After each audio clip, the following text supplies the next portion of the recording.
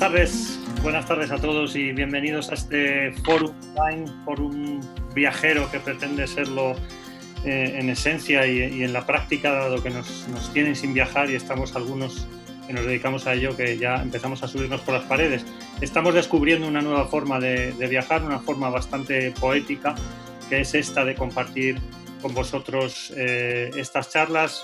Bueno, yo soy Jorge Traver y los que estuvisteis el martes también pudisteis participar con Paco Nadal y Fran Contreras, y hoy tenemos la tremenda suerte de contar con un mito viviente del mundo de los viajes, un tipo excepcional que además, bueno, se ha embarcado en una expedición como tenía poco lío, que le va a mantener, ahora nos lo contará él, ocupado los próximos 3 años. Sebastián, tú ya me corregirás si me equivoco, pero creo que has dado unas cuantas veces la vuelta al mundo, que has hecho más de 60 expediciones a montañas ligeramente altas, más altas que colinas, o más sobre 8.000 metros más o menos. Y bueno, desde mi punto de vista, creo que dado que no podemos ahora mismo recorrer ese mundo, ¿no? Yo estoy muy de acuerdo contigo, Sebastián, cuando dices que hay dos formas de vivir, ¿no? Y que hacerlo viviendo aventuras, viajando y saliendo al encuentro del otro, pues es la forma más enriquecedora, ¿no? Para mí, desde luego, lo es, y es un privilegio además presentarte y poder estar aquí en esta charla. Sin más, os dejo a todos con Sebastián Álvaro y que disfrutéis, que seguro que lo vais a hacer. Bueno, en primer lugar, muchas gracias. Es un placer estar aquí compartiendo experiencias y además una charla entre amigos. Me gustaría que esto fuera eso, ¿no? Como no podemos viajar y de momento no podemos ver las caras como nos gusta, ¿no? A través de un viaje o a través de una quedada con los amigos para comer o para simplemente tomar unas cervezas. Me había propuesto BD Travel Brand compartir algún tipo de experiencias y yo lo que dije es, bueno, ¿por qué no hablamos del viaje? ¿Por qué no reflexionamos juntos al respecto de lo que significa hoy en día el viaje moderno? Y es un poco lo que voy a tratar de hacer. Me gustaría, como sabéis, estar todos juntos e intentar poner algunas imágenes. Tomemos esto como lo que es, como una prueba que si nos sale bien nos va a permitir compartir experiencias, expediciones y aventuras en los lugares más remotos del mundo. Así que me gustaría empezar diciendo de intentar hacernos la pregunta que nos hacemos, ¿no? De dónde viene nuestra capacidad de plantearnos viajes como los entendemos hoy en día. Y yo creo que para eso habría que remontarse al menos al siglo XVIII.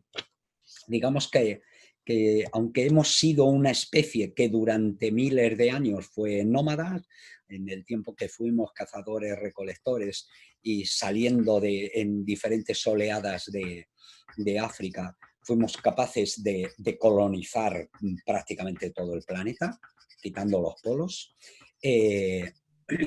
Sin embargo, siempre viajamos por necesidad, por un lado. Y solamente a partir del Renacimiento y lo que ello trae de reflexión ya sobre la sociedad moderna y nuestra visión de ver el mundo, cómo se van incorporando a esa visión, se van incorporando elementos naturales que luego van a llegar a nuestros días. Y habría que situar pues, probablemente a Leonardo da Vinci, a Petrarca y otra gente que empieza a subir a las montañas por gusto, o bien para ver el paisaje, o bien para reflexionar sobre uno mismo. Y ahí empezamos a tener elementos modernos rescatables hoy en día. Pero habría que esperar hasta finales del siglo XVIII y principios del XIX para tener la capacidad de que en un momento determinado se conjugan varios elementos, un cambio de la sociedad importantísima que se da con la Revolución Francesa, pero que tiene su base en la Ilustración. La unión de la Ilustración, la ciencia, la enciclopedia, el que por primera vez se rompe con sociedades del mito para empezar a pensar en términos científicos. Y luego, prácticamente ligado de eso, va a venir un movimiento que es el movimiento romántico, que bajo el punto de vista del viaje nos va a aportar lo esencial, que es una nueva mirada. De repente gente como desde Rousseau adelante, pero con gente que son científicos, y no se nos puede olvidar que los primeros alpinistas, por ejemplo, que suben al Mont Blanc, Horacio Benedict de Saussure y toda la gente que empieza a subir al principio al Mont Blanc, lo hace animado, y en vez de llevar un piolet moderno, lo que llevaban era un barómetro, en el que ahí se une, se empieza a condensar lo que en realidad somos hoy en día, la unión de la ciencia y la unión del romanticismo, es decir, la unión de la emoción y la razón al mismo tiempo. Y eso es lo que nos va a posibilitar que de repente cambia la mirada del ser humano al respecto de la sociedad y al respecto del mundo natural en el que se muere. De tal forma que esa nueva mirada es la que va a potenciar. Como dijo un filósofo, lo que es necesario para viajar, lo que es esencial, es cambiar la mirada sobre el mundo que nos rodea. Y entonces, a partir de ahí, se va a iniciar realmente una revolución que tiene que ver al mismo tiempo con esto que os decía, ¿no?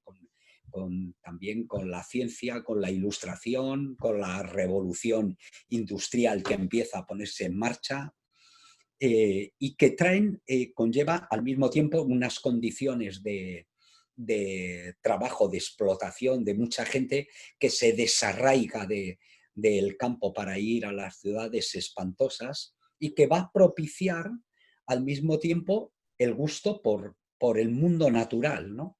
Lo digo porque, por ejemplo, en España el montañismo, que está ligado a tres o cuatro lugares diferentes. En el País Vasco es la cercanía a la revolución industrial y el contacto que hay con Inglaterra, con el nacimiento, realmente la gente que nos trae el alpinismo. En Barcelona, sin embargo, va a ser con el movimiento anarquista muy arraigado, y que tiene que ver además con el mundo naturista, y luego en Madrid con la institución libre de enseñanza. Como digo, todo esto va ligado al nacimiento de la burguesía y a ese espíritu que al mismo tiempo tiene que ver con la exploración, tiene que ver con la aventura, tiene que ver con el viaje, todo unido. Así que de repente, y en muy poco tiempo, en ese tiempo que el Imperio Británico va a ser dominante en el mundo, va a haber una pléyade de aventureros, de científicos, pero al mismo tiempo de alpinistas, de viajeros que se van a dedicar a recorrer el mundo. Y lo que antes se veía como lugares prohibidos, como son las montañas, los polos, los glaciares, las selvas, los desiertos, de repente se descubren como una oportunidad. Ese es el lugar que no solamente hay que rehuir, es a los lugares a los que se debe de ir. Y de la mano de un grupo de exploradores se va a cambiar el mundo. Metemos unas imágenes para intentar verlo y al mismo tiempo, ya sabéis, ¿no? Esto es.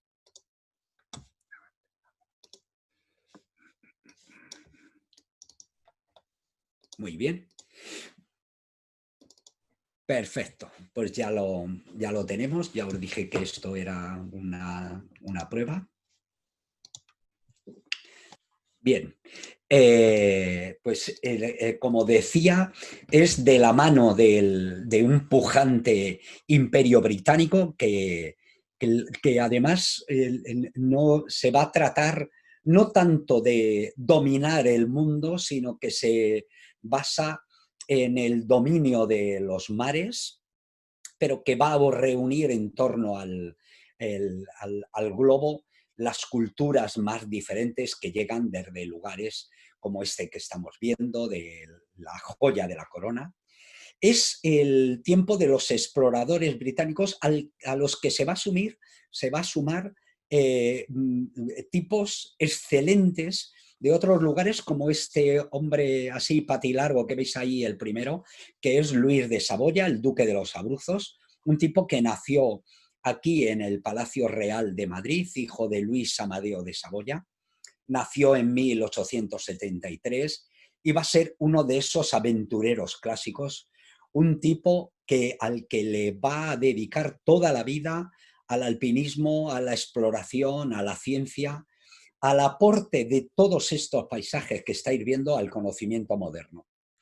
Porque he de decir que detrás de esta gente, al lado de esta gente, lo que tiene son cartógrafos que hacen los primeros mapas. Todavía hoy en día en el Karakorum, por ejemplo, o en el Rubenzori, nos estamos manejando con los mapas que hicieron Luis de Saboya y sus compañeros, o descubrimos de la mano de exploradores como Luis de Saboya el K2, o como de los británicos la montaña más alta del mundo, que se ha medido tan solo en 1852 y que, sin embargo, en 3 expediciones, en 1921, 22 y 24, aquí los veis midiendo, este es Mallory, que va a ser el alma de esas expediciones. Así es como iban, con sombreros, con gabardinas Woodberrys, con jerseys de lana, con camisas y ropa interior de algodón. Es el prototipo de aventureros románticos completos, porque esta gente que estáis viendo no solamente son alpinistas, son militares, son espías, son médicos, son músicos, son cartógrafos. Algunos de ellos se quedarían de cirujanos en la India durante años. Y esta gente no solamente está interesada en una de las hazañas geográficas más importantes de aquellos tiempos, que es ni más ni menos que cartografiar todo el subcontinente índico. Son los tiempos del gran juego, en el que el imperio británico y el imperio zarista están confluyendo.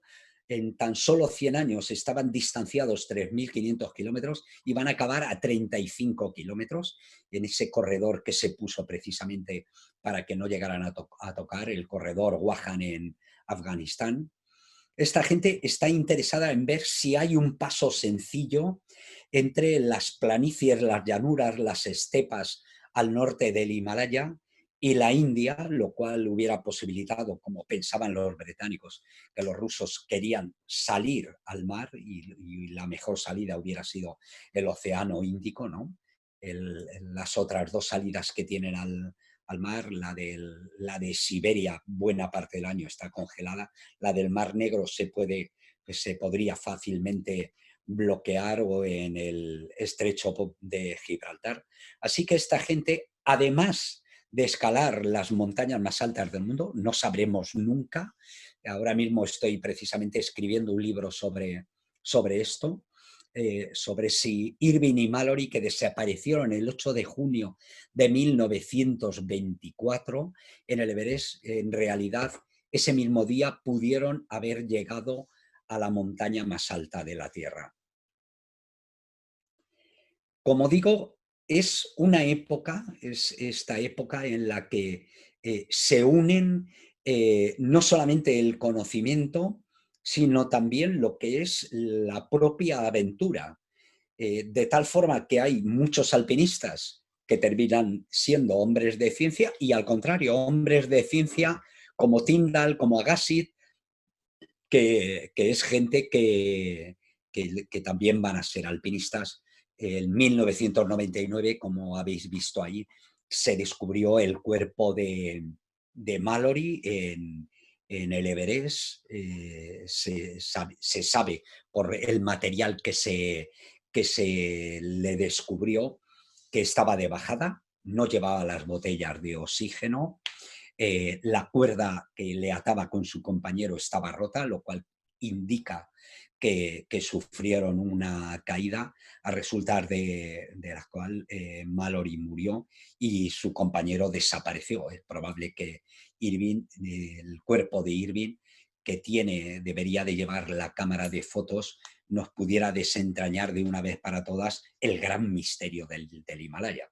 Si en realidad en lugar de Tenzin y Hillary en 1953, en realidad podrían haber sido Andrew Irving y Josh Mallory los primeros conquistadores del Everest. Por eso la exploración, la aventura moderna, en definitiva, es la suma de la razón y de la emoción. Lo que antes temíamos, eso que eran lugares prohibidos, todavía hay guías en el siglo XIX suizas en el que los glaciares se pinta como lugar de dragones, de brujas, de misterio. De alguna forma se está rompiendo esa concepción antigua, mítica, de la misma forma que ocurrió en el siglo XV y XVI con los viajes transoceánicos en los grandes océanos, ¿no? Primero hubo que romper los miedos que tenía el ser humano antes de poder adentrarse en esos lugares. Bueno, pues va a ocurrir igual con lo que se llamó la conquista de los últimos extremos del planeta, que va a ser, en definitiva, el Polo Norte, el Polo Sur, y también el Himalaya y algunos grandes desiertos de la Tierra, de los que no me gustaría olvidarme, pero que son, por ejemplo, el desierto de Taklamakan, el gran mar de arena en el centro de Asia. El Taklamakan está ligado a la figura de Sven Hedin y Aurel Stein, pero también al mismo tiempo el gran mar de arena sería cruzado, aunque en condiciones terribles, ¿no? A finales del siglo XIX. Sebastián, perdón, ¿Sí? soy Jorge. Es que mira, Hola. el desierto de Taklamakan, yo sé que lo has cruzado, ¿verdad? Sí, lo hemos cruzado. Es que son aventuras que hicimos luego nosotros, por eso tengo tanta información. Pues, El Taklamakan lo cruzamos en el año 2000, de sur a norte, en 30 días o 32 días de caminata en autonomía, me parece que fueron 25 o 30 camellos que llevaban el agua. Fueron aproximadamente 600 o 700 kilómetros y ha sido una de las aventuras más bonitas que he hecho, Jorge. sí, pues Sebastián, es que es curioso que la primera vez que yo estuve en Taklamakan conocí a una persona cuyo nombre, por desgracia, no puedo recordar, hace ya bastantes años, que me dijo que un famous Spanish había estado allí y que eras tú, obviamente. No Sí. sé en qué medida sería parte de tu tripulación o si sería camellero o proveedor de alimentos, pero me hizo una ilusión increíble cuando yo llego allí como españolito de a pie y me dicen aquí, España, pero aquí ha habido un español muy famoso que sale en TV. Sí. Obviamente había sido tú, o sea que bueno, era un comentario, yo creo que es un desierto magnífico, maravilloso, muy desconocido, yo creo, para el público general. Perdona que te haya interrumpido, pero No, por Dios, que va, al contrario, al Jorge. nombrar un lugar tan mítico y que además a muy menor escala que la tuya, para mí es tan importante también, porque creo que es un verdadero lugar muy remoto, pues me ha acordado de esa anécdota que a mí me hizo mucha ilusión en su día y que tenía que ver obviamente directamente contigo. Es un sitio al que yo intento llevar a veces a algunos grupos pequeñitos a la zona de Taskuragan, que ya son las últimas estribaciones, pero que siempre fascina, ¿eh? Sí, bueno, y es una lástima que el Taklamakan se ha transformado mucho de cuando lo hicimos nosotros. De hecho, nosotros vivimos una de las aventuras más bellas que se pueden vivir, que es la absoluta soledad. Y que, en contra de lo que puede pensar mucha gente, por la noche teníamos 15 grados bajo cero. Lo atravesamos en noviembre, diciembre, yo sé que pasé allí mi cumpleaños. Durante el día llegábamos a 42, 43 grados de temperatura y por la noche el termómetro bajaba 10, 13, 15 grados bajo cero. Es decir, hay una diferencia y luego, coño, estuvimos a punto, no sé si de cascar, pero se quedaron los camilleros sin agua, nosotros los camellos llevaban nuestra agua y las cámaras y demás, ¿no? Pero no puedes llevar el agua de los camellos. Y entonces los camellos dependen de la habilidad de los camelleros para encontrar agua salina que hay, porque el Taklamakan está rodeado del Karakorum y el Tensán, es decir, hay aguas subterráneas que ellos saben que no es agua apta para el consumo humano, pero sí para que los camellos puedan ir tirando. Y cuando estábamos a unos 100 kilómetros para el final, se nos estaban muriendo los camellos. Es decir, que afortunadamente los camelleros se pusieron a picar y encontraron un poco de agua y ya ahí salvamos la situación. Ahí te acordaste de por qué se llama el desierto, irás y no volverás, ¿no? Eso es, si entras no saldrás. Es un desierto además de resonancias míticas, Jorge, que ya sale en los escritos de Marco Polo, sí. Y que luego en el 2010, cuando volví en moto, lo crucé en moto, porque habían hecho los chinos una carretera de 600 kilómetros sin una recta que atraviesa el Taklamakan y aproximadamente es una línea paralela a la que hicimos nosotros a unos 80 kilómetros al este, ¿no?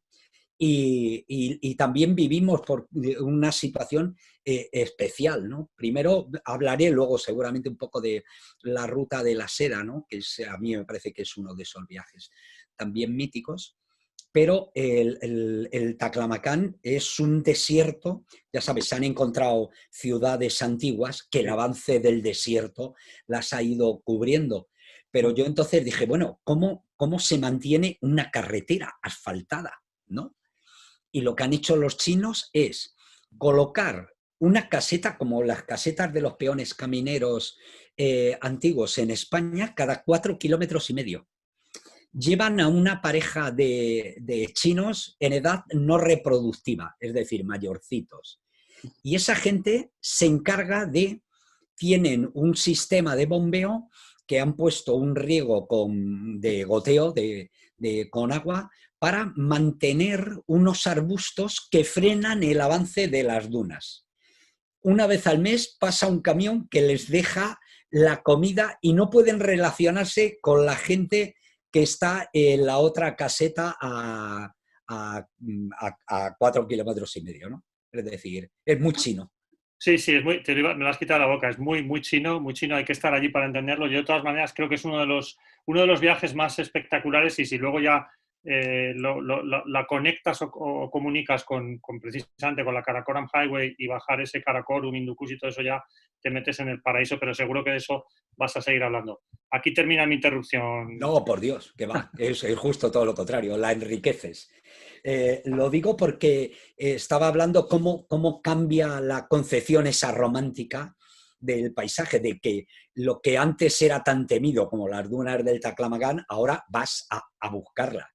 Esas montañas que eran refugio de dioses, que en el Himalaya es muy fácil entender por qué las montañas tienen nombre de dioses y los dioses se refugian en las montañas, pero aquí en Europa tenemos el monte Olimpo, ¿no? y el monte Sinaí, y todas nuestras montañas en España tienen cruces, ¿no?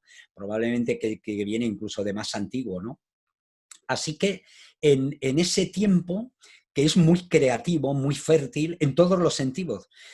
Por un lado, lo que se hace es que se trae al conocimiento moderno, se rellenan los espacios en blanco de los mapas y luego además se intentan cosas como eso, ¿no?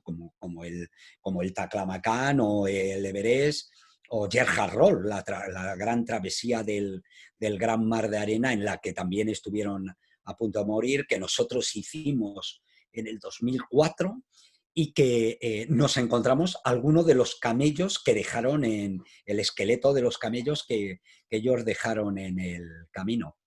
Pero al mismo tiempo que esto no solamente nos proporciona mejores mapas, mejor geografía, mejor conocimiento, también poder geoestratégico, porque también va ligado a la pujanza del imperio ruso, a la pujanza del imperio británico, y luego ahí también, por supuesto, se cuelan los noruegos en los polos, ¿no?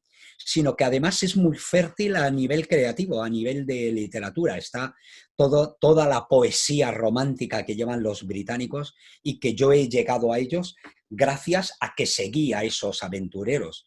Pero ahí hay gente como Francis Young Husband, que es explorador, va a ser uno de los grandes y uno de los que estira el imperio británico hasta más allá de Gilgit y de Unza.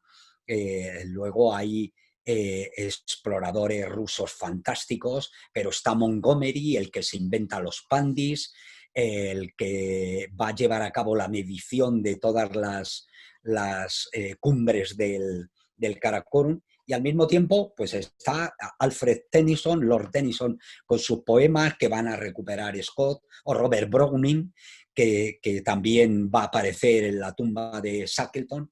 Así que ponemos ahora el vídeo de la conquista de los extremos, de los polos, en el que... No, ese no es. A ver, sí, ya lo estamos metiendo. Eso es. Y es que justo a principios del siglo XX se va a llevar a cabo, después de, ha sido la consecuencia de un avance paso a paso en el conocimiento, sobre todo en la Antártida, que es un continente, el último gran continente por explorar, en buena medida todavía hoy en día. De 1910 a 1912 se va a llevar a cabo la gran carrera polar por antonomasia, en el que está Robert Falcon Scott, por un lado, un tipo de la Real Armada Británica, de la Royal Navy, que va a llevar un grupo de gente en el que van a hacer una expedición científica y al mismo tiempo van a tratar de ser los primeros en llegar al Polo Norte, al Polo Sur, perdón, pero enfrente se encuentra con un noruego, Amundsen, que ha aprendido de los esquimales en su experiencia en Groenlandia y en el Paso del Noroeste, las técnicas que son trineos ligeros, perros, y le va a ganar la partida. Roald Amundsen llega el primero al Polo Sur, y este hombre, Olaf... Olaf, ahora mismo no me acuerdo del apellido, tiene una de las frases más bonitas de la exploración polar, cuando a un día del polo dice: tengo el polo sur al alcance de la vista y oigo chirriar el eje terrestre. En efecto, 34 días más tarde llegarán los británicos, que van a sufrir mucho y van a morir todos a la vuelta. De toda esta epopeya, en realidad lo que me gustaría destacar es que el hombre que tenéis a la izquierda de pies, Wilson, es probablemente uno de los mejores representantes, ¿no? Son de ese tipo de exploradores británicos que pertenecen a la segunda fila, pero que son la gente más civilizada, más culta. Wilson ha ido a la Antártida a buscar 3 huevos de pingüino emperador sobre los que hacer una tesis. Esta gente está siguiendo los pasos de Darwin, intentar buscar cuál es el eslabón perdido entre las aves y los reptiles. Cree Wilson que podrían ser los pingüinos. Al final no se va a demostrar esa teoría, pero Wilson y sus 2 compañeros en realidad son un buen símbolo de lo mejor de esta exploración británica, de esta exploración romántica. Y no deja de ser curioso porque sobre la tumba de Scott se pone uno de esos poemas de uno de esos tipos tan queridos, que es Lord Tennyson, que el poema al final dice: luchar, buscar, encontrar y no rendirse jamás. Fruto de esas expediciones, y también fruto del fracaso de los británicos en el Polo Norte y en el Polo Sur, aunque luego no será así, luego si me hacéis alguna pregunta os lo intentaré aclarar, es también la figura de Ernest Shackleton. Shackleton vuelve a la Antártida en 1914 con este barco que es todo un símbolo de lo que nos está pasando hoy en España y en el mundo con la pandemia. Endurance, resistencia, porque el lema de la familia de Shackleton era resistir es vencer. Y quedaros con esta frase porque era la que se aplicaba él mismo para todo lo que fue su vida. Decía, pero además hay que ser condenadamente optimista. Shackleton compró este barco, que puso como nombre, como os he dicho, Endurance, se fue a la Antártida, su propósito era atravesarla de punta a punta, pero en realidad no llegarían a pisar el continente antártico porque a unos 100 kilómetros, el mar sobre el que iban, el mar de Weddell, el nombre de un ballenero de los cazadores de focas de los primeros que fue por allí, pues el barco fue hecho prisionero. Iban 27 personas y Shackleton 28 hombres, al mando del jefe, como todos le llamaban. Cuando fue la situación era insoportable, sacaron todo lo que podían del Endurance y luego vieron, supongo que con desolación, cómo la presión de los hielos literalmente haría astillas el Endurance. Y sin embargo, Shackleton, en lugar de rendirse, lo que hizo fue hablar con la tripulación y les dijo, señores, hemos perdido el barco y las provisiones, ahora regresaremos a casa. Shackleton hoy en día es prácticamente puesto como el ejemplo de líder de una situación difícil, ¿no? Una situación como la que estamos viviendo.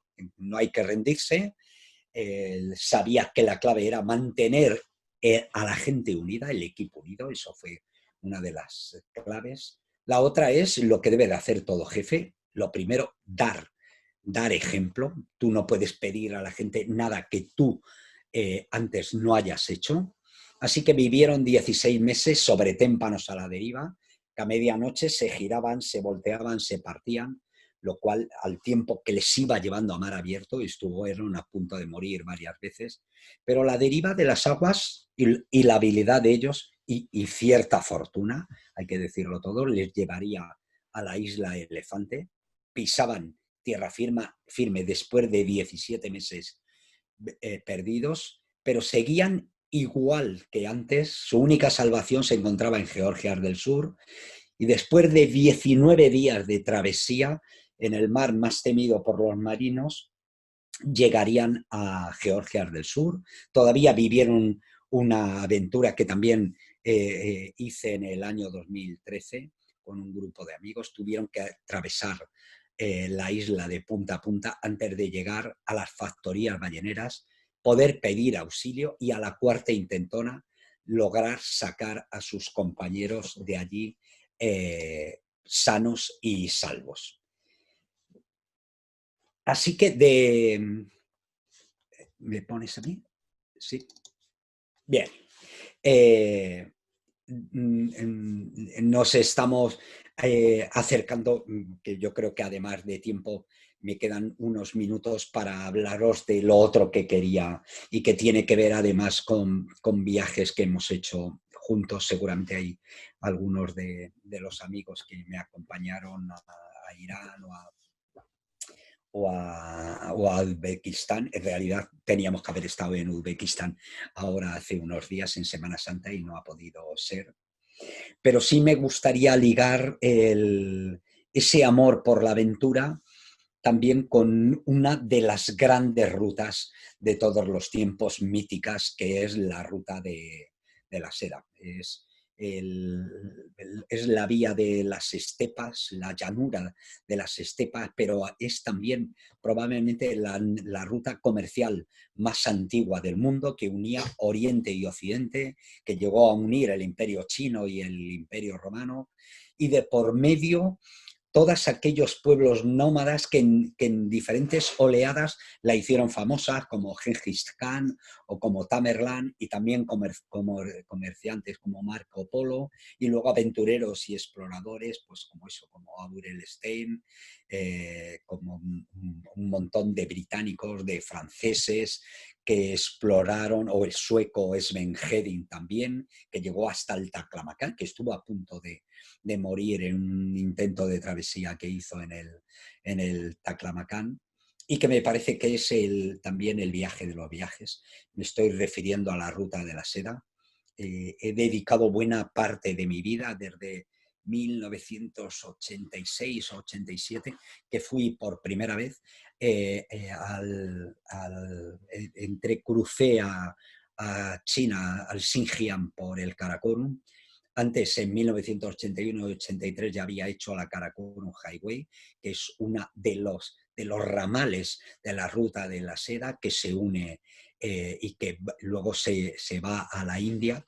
Pero esa zona primera que fui a ver es un nudo de cordilleras en el que nacen las cordilleras montañosas más importantes del mundo y en realidad sin comparación con ninguna otra montaña del mundo. La montaña más alta del mundo fuera de Asia es el Aconcagua, que tiene 6.959. Bueno, en Pakistán, solo en Pakistán, hay más de 100 montañas que superan los 7.000 metros, 5 montañas que superan los 8.000 metros. Entre medias de todos esos lugares, entre esos imperios, que Marco Polo y su relato se hizo famoso. El relato de Marco Polo impulsó al mismo tiempo a Colón a dar la vuelta en el tiempo ese que buscar las especias era tan rentable, a buscarlas por el otro lado. Marco Polo tuvo la suerte de vivir la paz de los mongoles, en el que se podía recorrer toda la ruta en su longitud sin apenas incidencias. Pero eso fue, la verdad es que fueron excepciones dentro porque lo normal es que la gente hiciera comercio o guerreros o misioneros de un punto a otro y allí hiciera trasvase y se encargara a otra gente. El imperio, ahí que los imperios intermedios llegaron a controlar, el más importante es el imperio persa, pero también lo que ahora son esos países de la ex Unión Soviética, que en realidad lo que eran ciudades, ¿no? Eran ciudades oasis que se iban uniendo unas a otras y que son las grandes ciudades milenarias y legendarias, desde Isfahán pues a ciudades como estas que estamos viendo aquí, como Jiva, como Bishkek, como Samarcanda, la gran Samarcanda, Bujara la Bella. Ahí que hemos hecho varios viajes, son viajes realmente fantásticos. Y hay que decir, aunque ahora estamos viviendo una época excepcional que son ahora países que se pueden visitar y que son incluso muy agradables y países seguros, realmente lo habitual no ha sido así.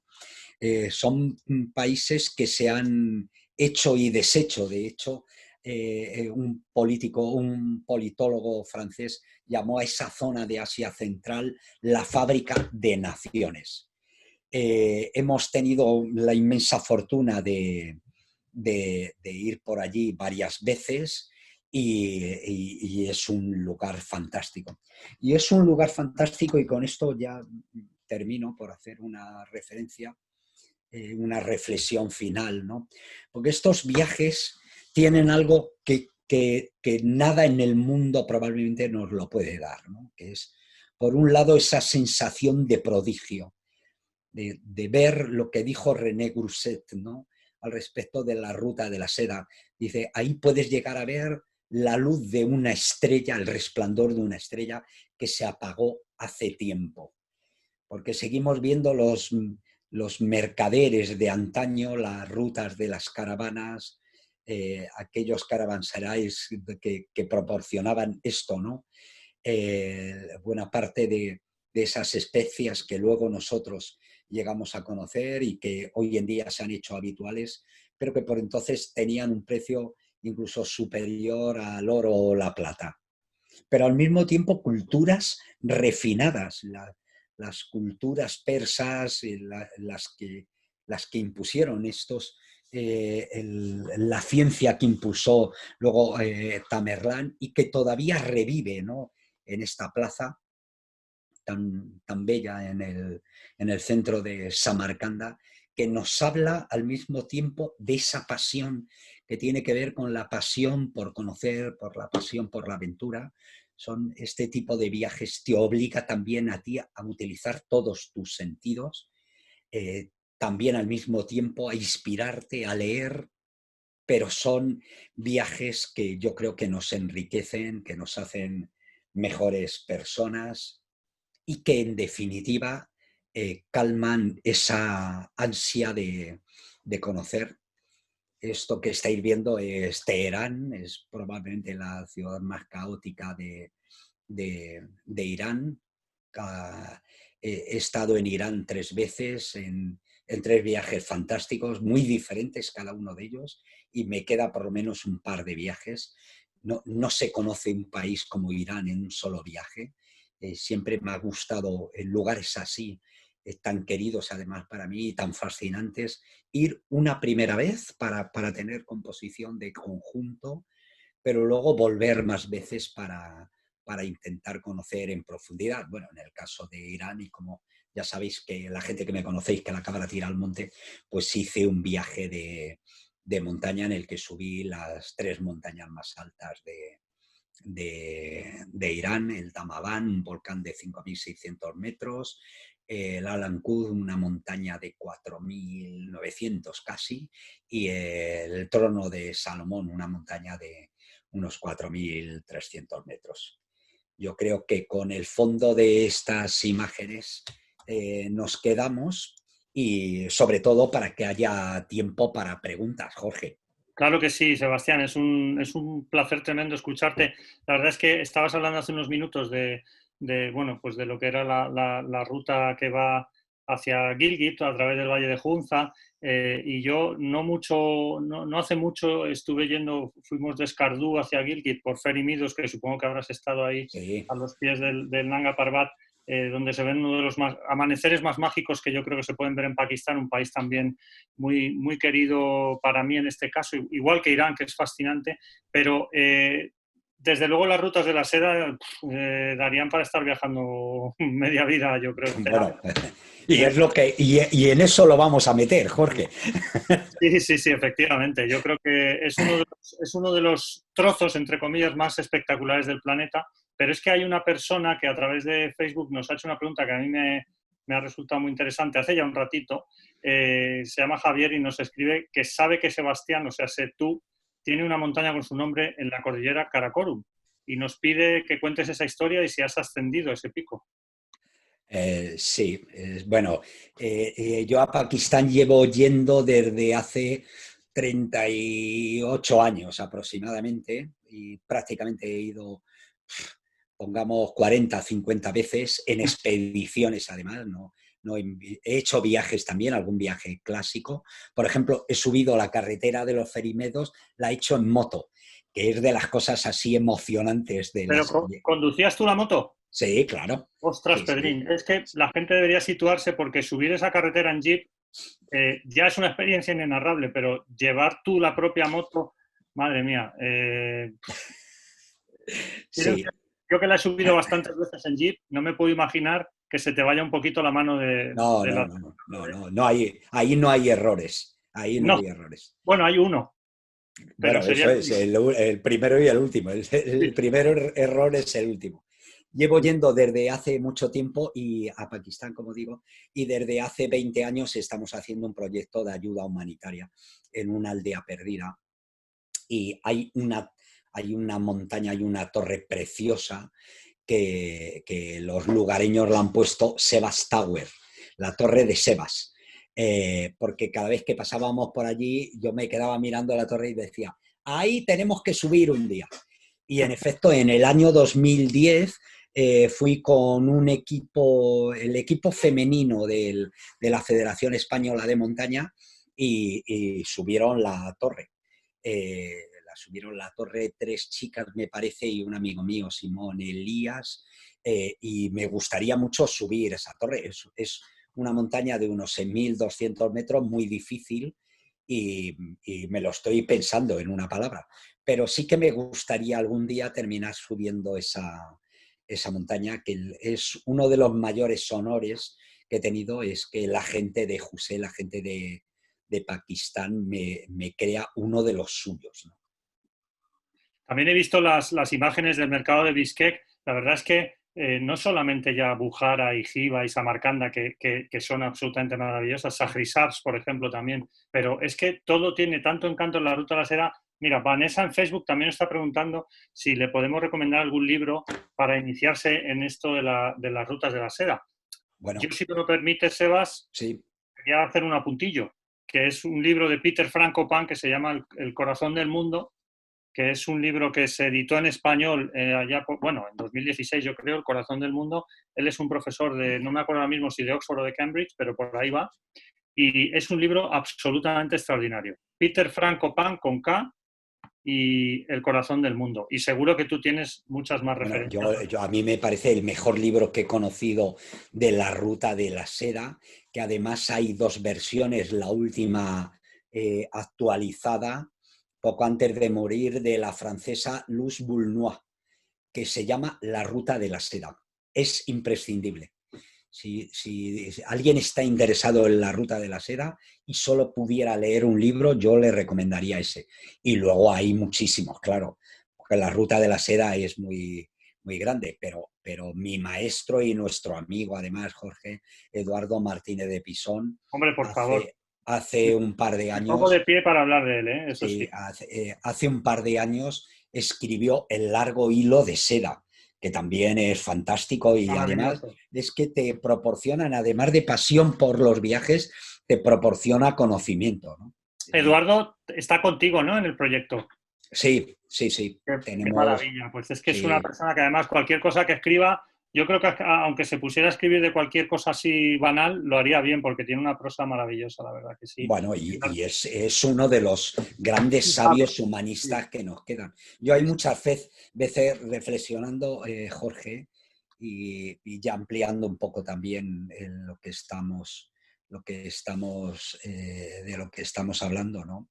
En momentos como este se echa en falta que gente tan sabia y tan poco pegada al poder como Eduardo Martínez de Pisón, pero hay un montón de gente más, sí. no tenga más importancia, mayor reconocimiento en nuestro país. Estoy completamente de acuerdo. O sea, suscribo cada palabra que acabas de decir.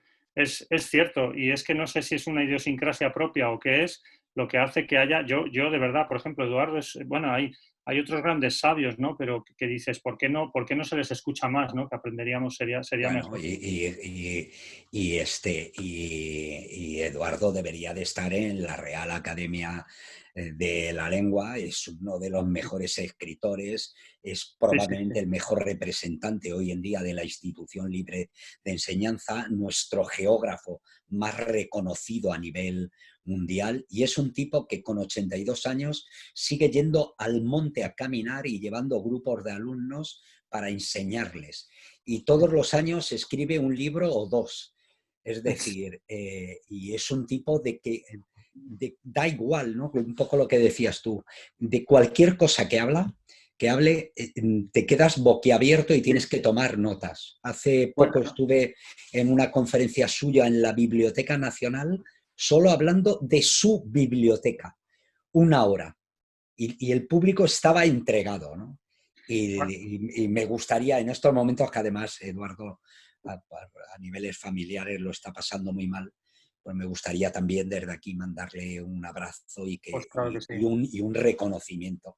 Pues claro que sí. De todas maneras, por supuesto, o sea, Eduardo es un gran sabio. Para la gente que no lo conozca, que lo empiecen a descubrir ya, Eduardo Martínez de Pisón, con el largo hilo de seda que acabas de recomendar. Pero Sebastián, obviamente, tú también eres un gran sabio.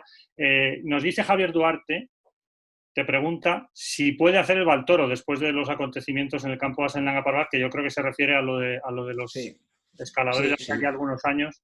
Eso fue en el 2011. Sí. Yo he seguido yendo al Baltoro todos estos años. De hecho, el año pasado estuve haciendo el Baltoro y subiendo un monte de 6.400 metros y Pakistán está bien. Y es mi intención volver ahora para finales de agosto o septiembre, si para entonces la situación se ha normalizado. Pero yo tengo amigos allí en el Baltistán y la situación de la pandemia en el norte de Pakistán a día de hoy parece bastante controlada. Sí.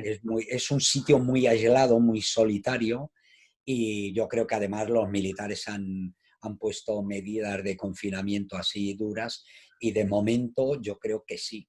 Bueno, de todas las maneras, una vez dicho eso, cuando vas a un país como Pakistán, sabes que estás yendo a Pakistán, ¿eh? Sí, sí, Es sí, sí. decir, Yo no esto, es, no es París, no es Londres, es decir, exacto, exacto. pero cuando me preguntan por el Baltoro es que el montañero, pues sí. Sí, como decías tú antes, a la cabra le tira al monte.